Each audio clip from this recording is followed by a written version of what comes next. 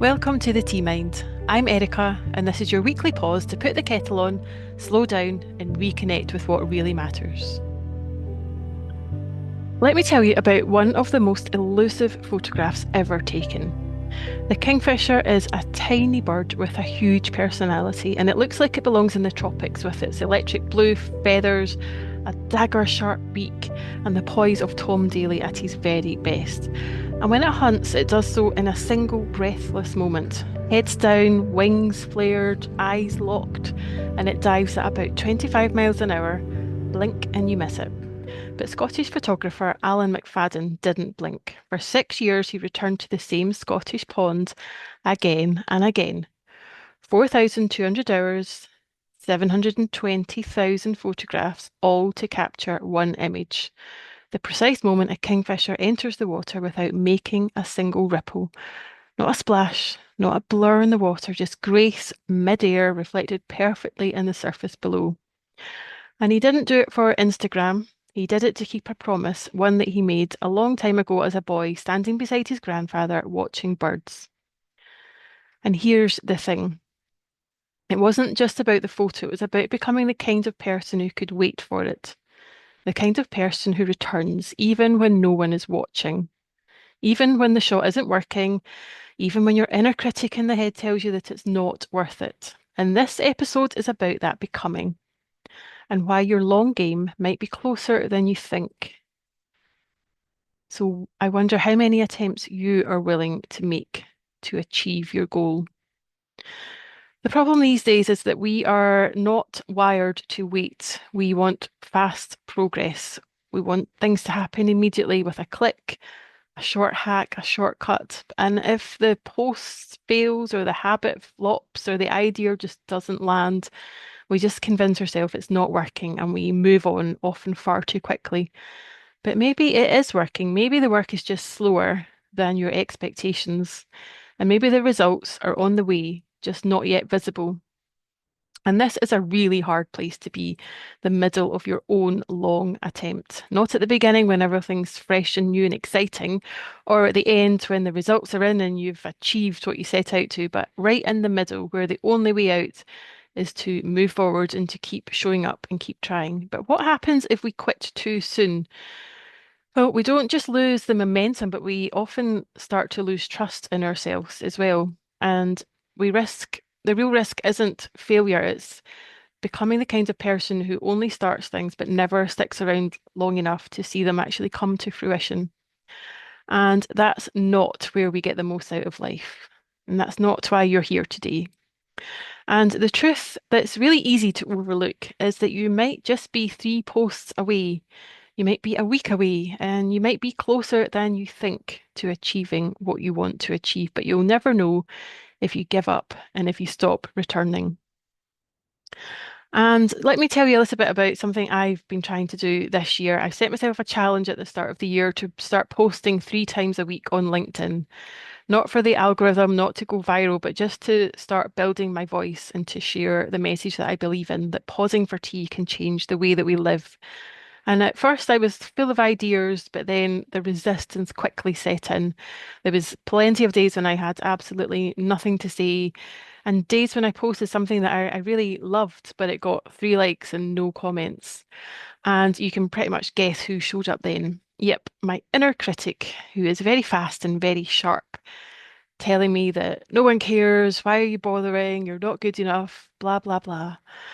But I kept returning. And the reason that I did that was because I joined a team and there was 7 of us inside David Hyatt's microblogging course, which I'll link in the show notes. We met weekly, we shared ideas, we supported each other, and we called ourselves the Type Tribe. And you know what moved the needle more than any growth hack or content strategy? It was that team, the returning, and the ritual. Even now that the course is over, we still meet up twice a month. We still cheer each other on and we still write, we still return, and we still learn. And what I've realized is that I didn't go viral, but I have built up a library. And more importantly, I've built a voice and I've started to build more trust in myself. So let's take a little moment. If you're brewing tea right now, fantastic. If not, just imagine this moment anyway. I am enjoying some toasted caramel cookie black tea today to help support me just to focus. So while your tea brews, just gently ask yourself, what is something I've quietly returned to this year? What is something I've quietly returned to this year? And what does it say about me that I'm still showing up? And then I encourage you to take a moment now or when you've got a moment afterwards to write this. I return because, and it might be you return because you believe in it, or because you're becoming someone who finishes, or simply because I'm not done yet. So sip your tea, let that warmth seep into your bones.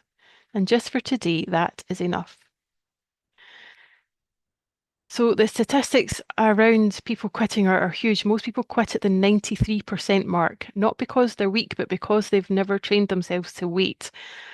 And it's quite often just that next step that would make all the difference. But we are developing our tea mind and we are becoming that kind of person who waits, who returns, and who sticks with the thing when everyone else pivots. And that's not just discipline, it's devotion, because this isn't about one tea, one post, one attempt. It's about becoming the kind of person who can hold their nerve when nothing else seems to be working. The kind of person who learns in public, who trusts their slow development, the kind of person who knows if you keep showing up, then the work will shape you, even if no one sees. Remember Alan McFadden, the 720,000 frames, but it was never just about the photo. It was about keeping the promise, and it was about becoming someone who could wait for it. And that is rare. So, my question for you this week is what are you becoming by returning? What version of yourself has been carved by the quiet daily work you think no one notices? Because someone is noticing, you are.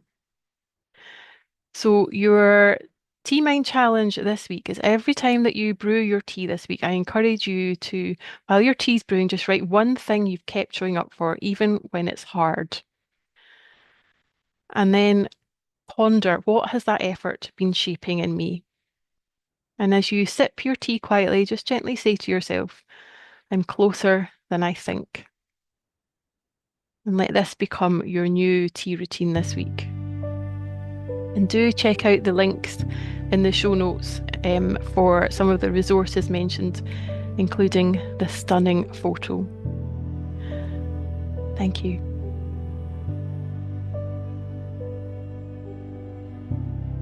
That's it for today. I hope something landed. I hope something lifted.